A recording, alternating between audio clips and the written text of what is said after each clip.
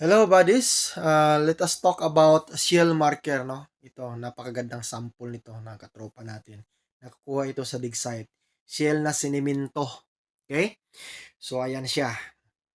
So, para to prove na simentado siya, gagamitan natin ng asido, no? Yan kay bro. Tinitesting nila. So, ito, sa dig site din to, no? Iba't ibang mga shell. So, napakadaming shell. Ano ba talagang meaning nito? So, i-check muna natin. Ayan, lagyan natin ang semento ng muriatic, bubula yan. Chemical reaction yan. So, ngayon naman, dito naman sa shell na binabalot ng semento. So, ayan, may reaction siya. So, ibig sabihin, simentado ang layer na hinaluan ng shell. Ang shell bodies ay kasali po ito sa Heavenly Steam. So, sa Ganzi, no? Ganzi markers. Ang ibig sabihin ng shell ay palatandaan, no?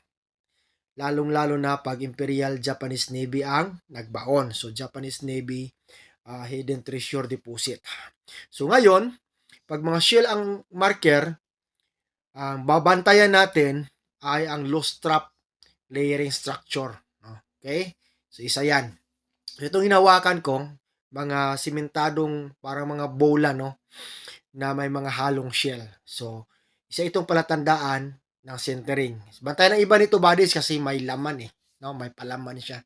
So, ang mga shell, so, una, Japanese Imperial Navy ang nagbaon. Then, pangalawa, may loose trap design. Then, pangatlo, may chamber na sinisidla ng deposito. May chamber talaga. Tulad ng shell na may chamber.